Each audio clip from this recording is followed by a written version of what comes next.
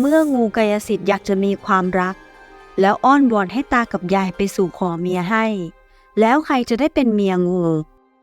ก่อนจะไปฟังใครที่ชื่นชอบคลิปของลองฟังสตอรี่แล้วยังไม่ได้กดติดตามก็กดติดตามเอาไว้ได้นะคะและอย่าลืมกดกระดิ่งแจ้งเตือนไว้ด้วยนะทุกคนเวลาลองฟังสตอรี่ลงคลิปจะได้แจ้งเตือนไปที่ทุกคนค่ะณหมู่บ้านเล็กๆแห่งหนึ่งมีตากับยายที่ยากจนมากๆชื่อตาจันกับยายมีทั้งสองมีชีวิตที่เรียบง่ายแต่เต็มไปด้วยความยากลำบากตาจันกับยายมีหาเลี้ยงชีพด้วยการหากุ้งหาปลามาขายบางวันก็ได้พอประทังชีวิตแต่บางวันก็ไม่ได้อะไรเลยวันหนึ่งตายายออกไปหาปลาทั้งวันแต่ก็ไม่ได้ปลาสักตัวเลยนะคะเจอเพียงแต่ลูกงูเหลือมตัวเล็กๆที่ติดขึ้นมาในตาข่ายตากับยายเนี่ยดูแล้วสงสารจึงตัดสินใจไม่ฆ่างูตัวนั้นและนำมันกลับบ้านมาเลี้ยงดูเวลาผ่านไปไม่นานลูกงูเหลือมตัวนั้นก็โตขึ้นอย่างรวดเร็วไม่เหมือนงูธรรมดางูตัวนี้กลับมีสติปัญญาและดูเหมือนจะเข้าใจสิ่งที่ตากับยายพูดในทุกๆเช้าตาและยายจะออกไปหาปลางูก็จะเลื้อยออกไปหากุ้งหาปลามาให้เองไม่เพียงแค่นั้นงูยังหาสิ่งของต่างๆมาช่วยเลี้ยงชีพตากับยายอย่างสม่ำเสมอทั้งข้าวของเครื่องใช้ที่ตายายอยากได้งูก็หามาให้ตายายรู้สึกว่าชีวิตดีขึ้นมากเพราะงูตัวนี้จนกลายเป็นเหมือนลูกที่คอยช่วยดูแลตากับยายและตากับยายก็ตั้งชื่อให้ว่างูกายสิทธิ์เมื่อเวลาผ่านไปหลายปีงูเหลือมตัวนี้ก็กลายเป็นงูที่ใหญ่มากๆซึ่งงูตัวนี้ก็คอยดูแลตากับยายมาตลอดนะคะจนวันหนึ่งตากับยายก็พบว่างูเหลือมที่ตายายเลี้ยงไว้มีพลังกายสิทธิ์จริงๆสามารถแปลงกายเป็นชายหนุ่มรูปงามได้ด้วยตากับยายตกใจมากๆเลยล่ะค่ะพอตากับยายรู้ความจริงงูกายสิทธิ์ก็เล่าว่าตนนั้นเป็นเทวดาแต่ต้องลงมาชดใช้กรรมในร่างงูหลังจากนั้นงูกายสิทธิ์ก็ใช้พลังช่วยทำให้ชีวิตของตากับยายดีขึ้นจากความยากจนเป็นอยู่ดีกินดีจนวันหนึ่งงูเหลือมนี้ก็เกิดมีความพอใจในลูกสาวของเศรษฐีผู้มั่งคั่งในหมู่บ้านงูกายสิทธิ์จึงอ้อนวอนตายายให้ไปขอหญิงสาวคนนั้นให้แม้ว่าตากับยายจะรู้ว่ามันเป็นเรื่องที่ไม่น่าจะเป็นไปได้แต่พวกเขาก็รักและผูกพันกับงูจึงไม่อาจปฏิเสธได้ตายายจึงเดินทางไปที่บ้านของเศรษฐีและเล่าเรื่องราวของงูให้ฟังพร้อมกับสู่ขอลูกสาวของเศรษฐีให้กับงูกายสิทธิ์นั้นด้วยเศรษฐีฟังแล้วรู้สึกโกรธเป็นอย่างมาก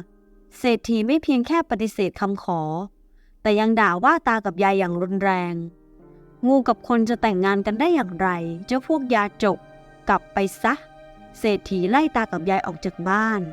ตายายกลับไปบอกงูกายสิทธิ์ตามความจริงและสงสารงูกายสิทธิ์มากๆแม้จะผิดหวังแต่งูกายสิทธิ์นั้นยังคงมีความหวังในความรัก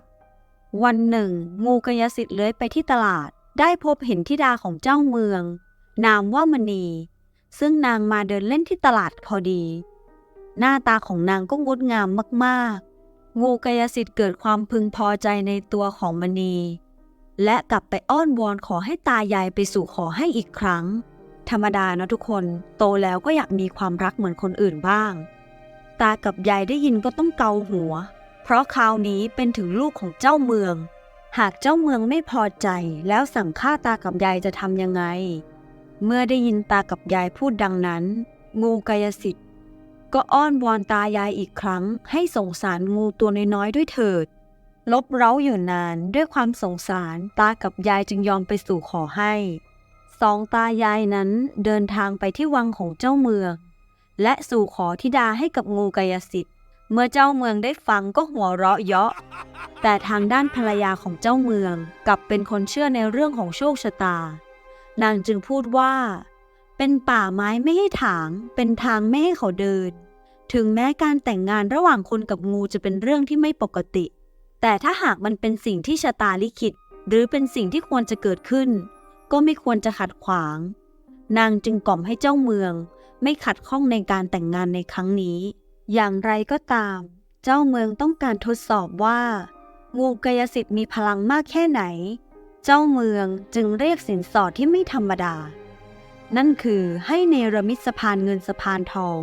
ตั้งแต่บ้านของตายายไปจนถึงวังและเจ้าเมืองก็คิดว่าไม่มีใครสามารถทำได้แต่เมื่อตากับยายกลับไปบอกงูกายสิทธิ์กลับยิ้มและเนรมิตสะพานเงินสะพานทองขึ้นมาทันทีซึ่งสวยงามตระการตาจนทุกคนในเมืองต่างตกตะลึงถึงแม้จะเนรมิตสะพานเงินสะพานทองขึ้นมาได้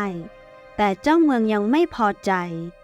เจ้าเมืองเรียกสินสอดเพิ่มอีกเป็นเพชรนินจินดาถึง7 พานงูกายสิทธิ์ก็ไม่รอช้า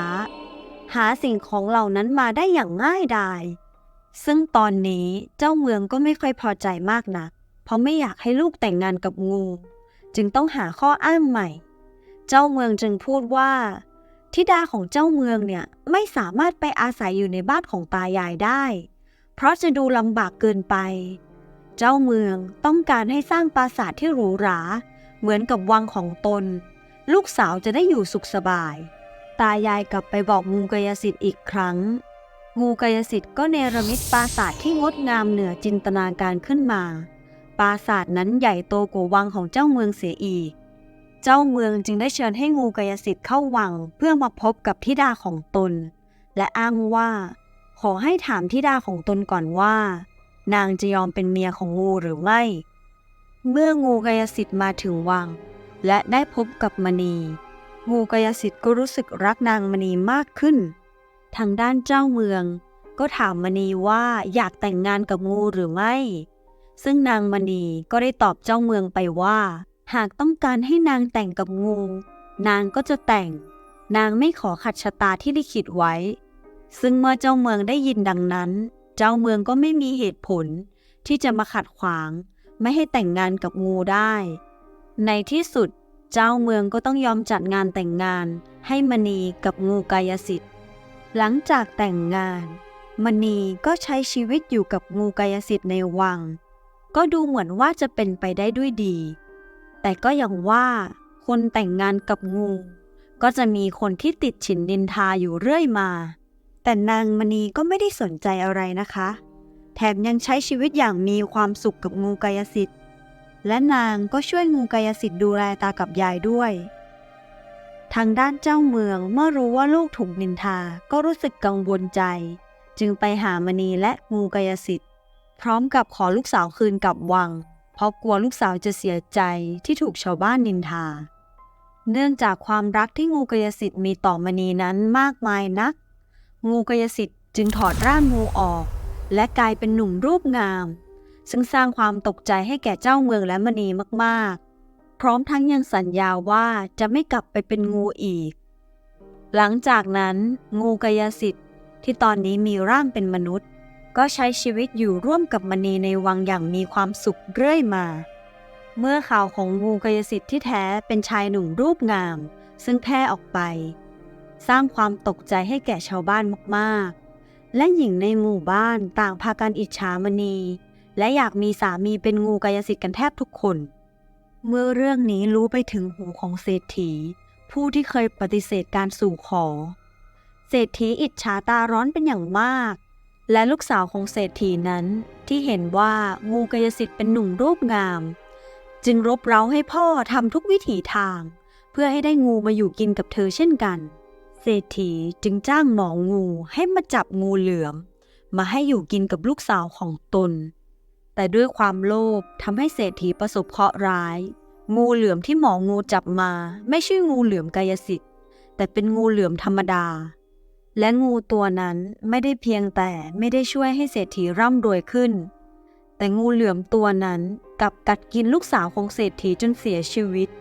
ก็จบไปแล้วนะคะเรื่องราวของงูกายสิทธิ์ที่มีฤทธิ์และถอดรูปแปลงกายเป็นคนได้แล้วมีใครอยากเป็นเมียงูบ้างไหมคะถ้าทุกคนชอบคลิปนี้ก็อย่าลืมกดไลค์กดแชร์เพื่อเป็นกำลังใจให้กับลองฟังสตอรี่ด้วยนะคะถ้ามีเนื้อหาผิดพลาดประการใดก็ขออภัยไว้ด้วยนะคะและสำหรับคลิปต่อไปเพื่อนๆอยากฟังเรื่องอะไรหรือมีความคิดเห็นยังไงก็คอมเมนต์บอกไว้ใต้คลิปนะคะเราอ่านทุกคอมเมนต์ค่ะ